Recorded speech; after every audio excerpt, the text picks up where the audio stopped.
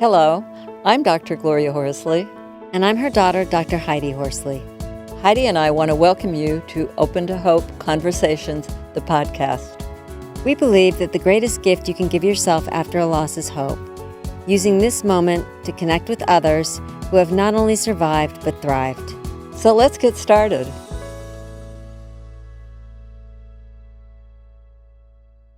Welcome to the Open to Hope Show. I'm your host, Dr. Gloria Horsley, with my daughter and co-host, Dr. Heidi Horsley. Well, Heidi, we are going to have an interesting guest on today because she has a thought that I really was impressed with and liked, because right now I'm having some grieving, some losses of my husband. And she talks about grief as an invitation to grow, which I love. I love that. Yeah. And so we are going to be talking about that idea, grief and invitation to grow. And she's going to have some wonderful ideas for you and some wonderful thoughts on what you can do to find meaning and hope after loss. So Heidi, would you like to introduce her? Sure, Mom, and I agree with you. I love the idea of being able to grow after grief because we don't see any of the upsides initially. So we're going to talk today with Clare Willis. Clare is a clinical social worker who has worked in the field of oncology and bereavement for over 20 years. She has a private practice and she is a lay Buddhist chaplain. She is co-founder of the Boston nonprofit Facing Cancer Together, and she is the author of 2 books, Lasting Words, A Guide to Finding Meaning Toward the Close of Life, and Opening to Grief, Finding Your Way from Loss to Peace. Welcome to the show, Clare. Thank you so much for having me. It's great to have you on today. And as I said, I was really impressed with your idea that grief is an invitation to grow.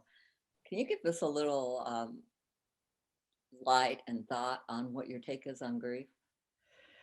Yes, I think that, well, let me start by saying that I read some words by Jamie Anderson recently that really moved me. And I wish I'd put them in the book because I didn't come across them till afterwards.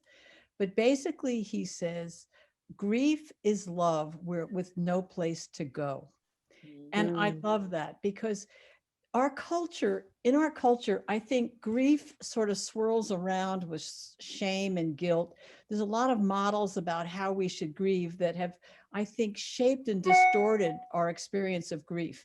And so reframing it as an expression of loving gives it a fullness and a legitimacy and a way to open our hearts both to our own suffering, and in opening our hearts to our own suffering, we open our hearts to the suffering of others. So that essentially grief can be a very communal, joining kind of activity. A lot of the endorsers of our book called the book a companion for grief. And I like that because I like to think of the book as leaving people feeling less alone and that other people have traveled this road. So Clare, when you say opening yourself to your suffering, your own suffering, is that being vulnerable and admitting with other people that you're suffering? Being with what is going on in whatever space it presents. And we think of grief as sorrow and despair and sadness, but grief can be irritability, anger, impatience, rage. It has as many, loneliness, anxiety is a big expression of grief. It has as many expressions as there are people who grieve. And it's not just sorrow, which most people think of.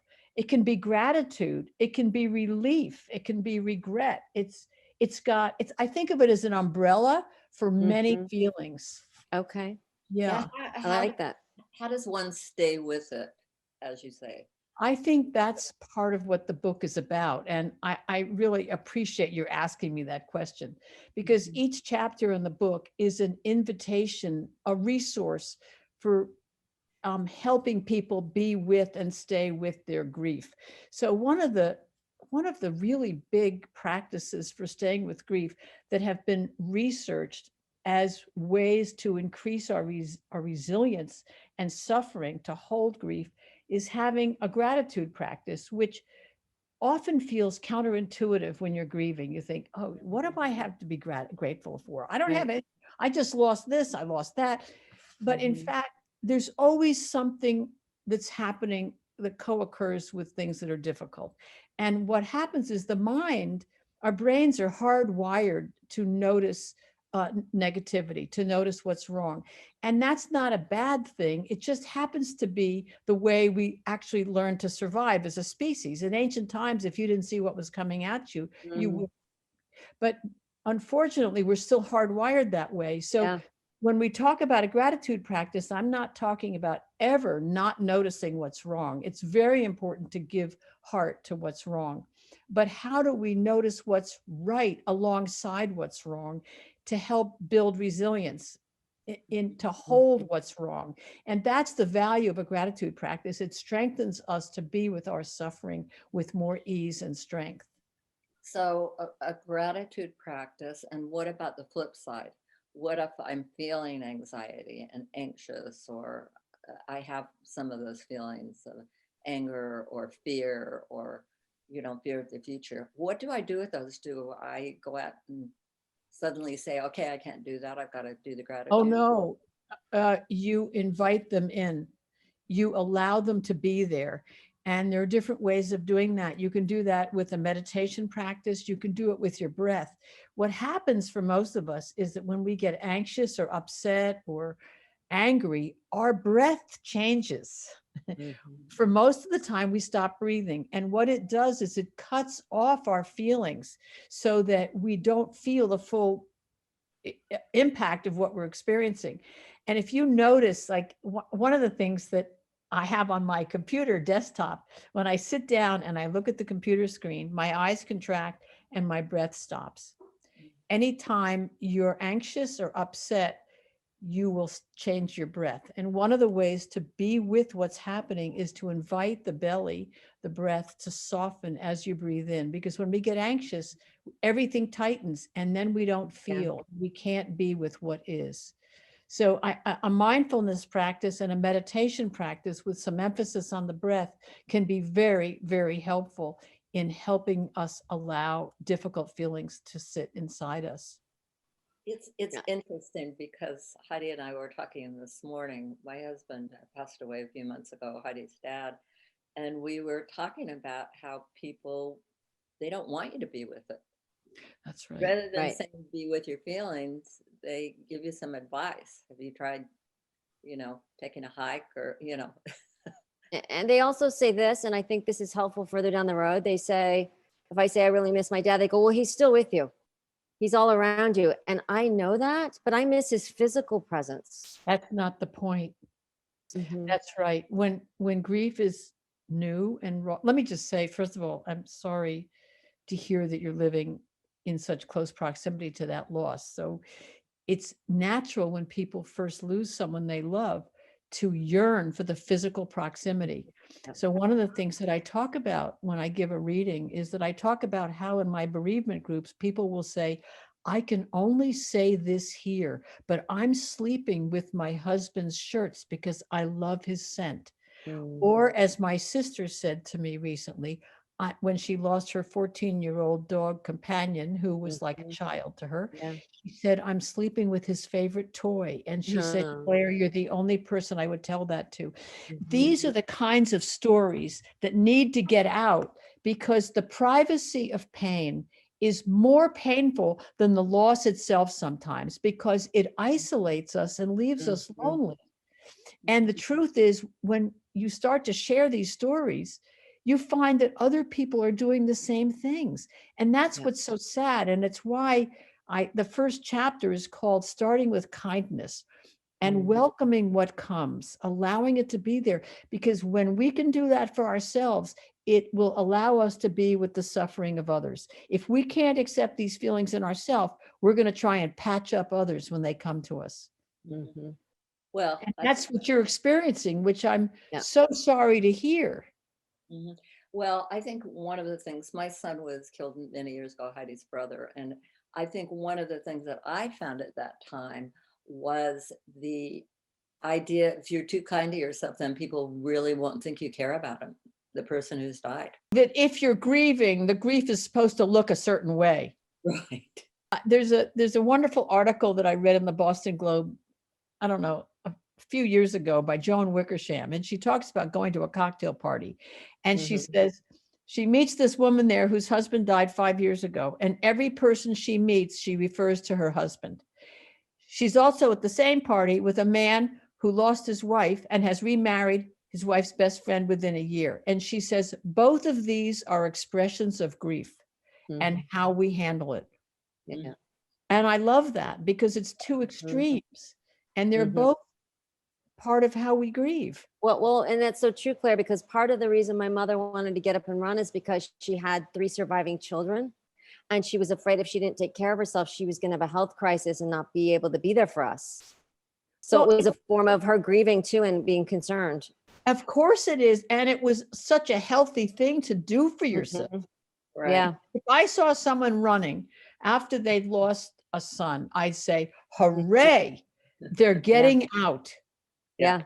And I think other people might have been saying that too, but you get this crazy idea in your own head. If we look at Elizabeth Kubler-Ross's work, that those models of grief were never intended for people who were grieving. They were Yeah, intended for exactly. people who were dying, but they've been Yeah. overlaid on people who were grieving. And in my Mhm. bereavement group, which is all people who lost long-term partners, spouses, people will say, am I grieving right? Or I'm sorry, I'm crying. And I think, you're sorry you're crying, you're in a bereavement group. If you can't cry Mhm. here, I Right. mean, there's such sad comments because you see how at the effect we are of cultural expectations about what grief should look like. You know what I'm saying? Yeah, and Yeah. we buy into those, unfortunately. Well, you got some questions in the book, which I really like. And one of the things that really came up for me is, what are your beliefs about grief? Mhm. I mean, that's really That's good. to stop and take a look at, what do I believe about grief? Can you comment on that a little bit? Yeah, I think people our age, and I'm thinking that some of us are roughly the same age, Yep. that as children, grief was a no word. Children weren't allowed to go to funerals. You didn't talk about death.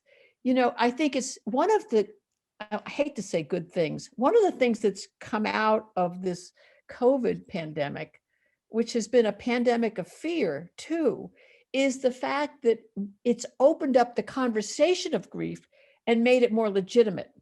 And we Mm. can talk about it. And I think the necessity to have it in the light has become apparent in a way that when we were younger, grief was underground. And if you push grief underground, it's going to come out sideways.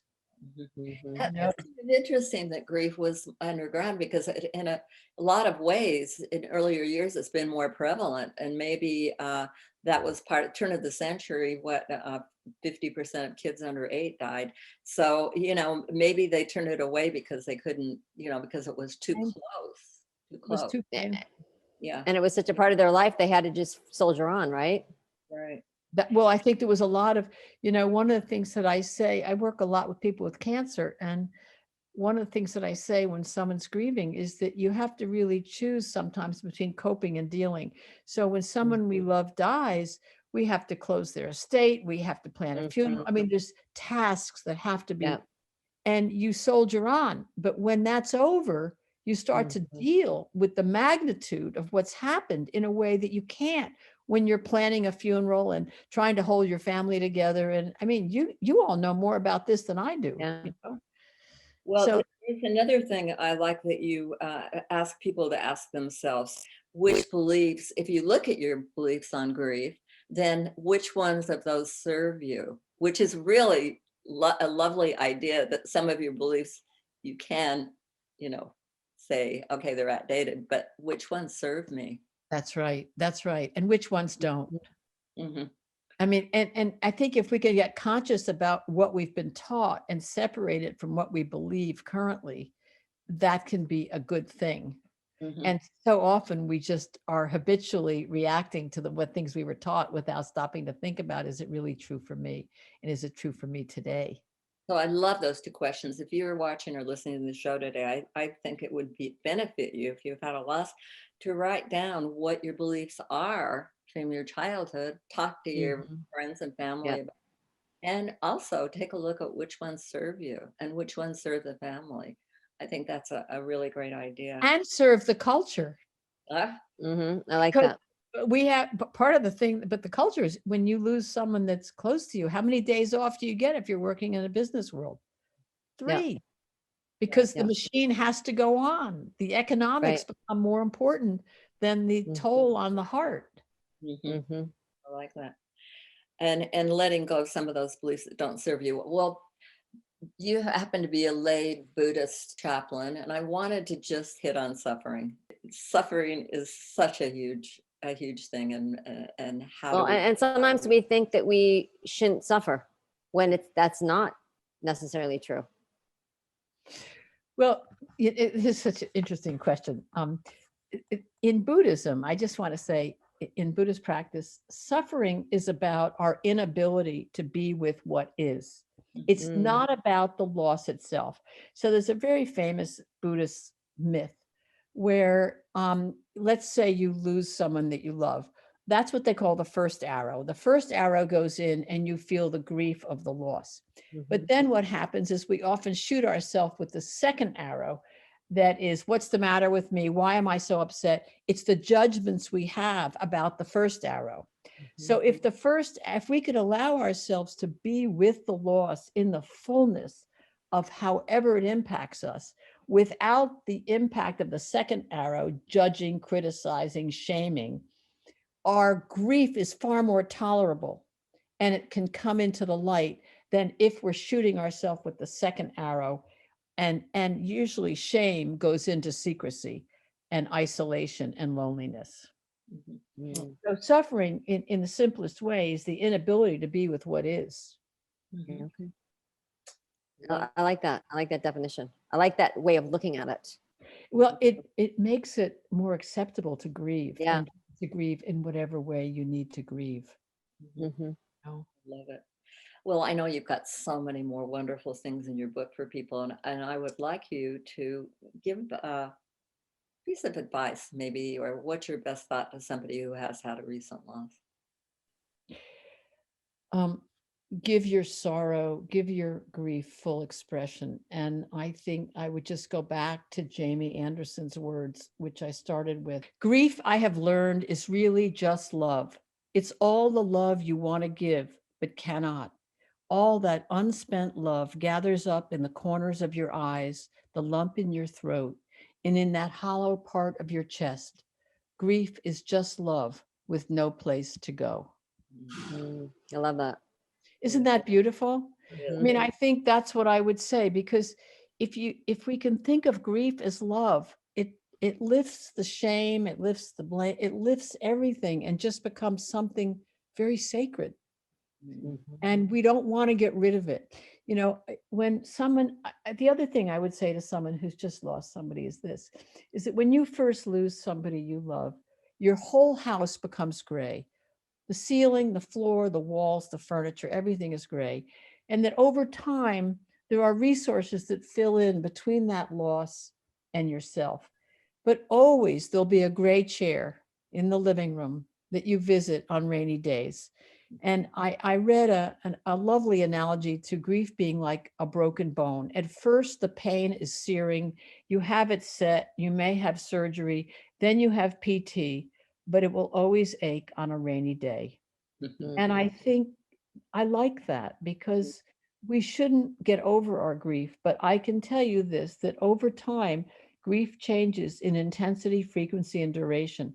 And it moves from a searing pain to a dull ache that we carry with us, but which tenderizes our heart and helps us be with the suffering of others more fully. Wow, let us finish on that. That was absolutely Mhm. beautiful. Thank you. But tell us how people can get your book, and do you have a website? I live in Brookline, Massachusetts, right next to Boston, and I do bereavement groups for people who have lost people to cancer through Facing Cancer Together. It's a local nonprofit that I've co-founded, and I have a small private practice in Brookline with end of life and bereavement and people living with cancer. My website is openingtogrief.com. Thank you so much for being on our show today. It's been Thank delightful. you so much for having me. Thank Well, you, Claire. Thank you for giving us permission to validate and acknowledge our own grief. Good. Oh, good. I'm glad to hear that you felt that. Thank you. Yeah, Thanks I for felt heard. And thanks everybody for joining us this show today. And Heidi and I always want to remind you, if you've lost hope, please lean on ours until you find your own, and God bless. I'm Dr. Heidi Horsley. You have been listening to Open to Hope, the podcast. You can follow Open to Hope on Facebook, Instagram, and Twitter. To learn more, visit us at opentohope.com and go to Apple Podcasts to subscribe. I'm Dr. Gloria Horsley. Join us again next week for another Open to Hope conversation, where we invite you to lean on our hope until you find your own.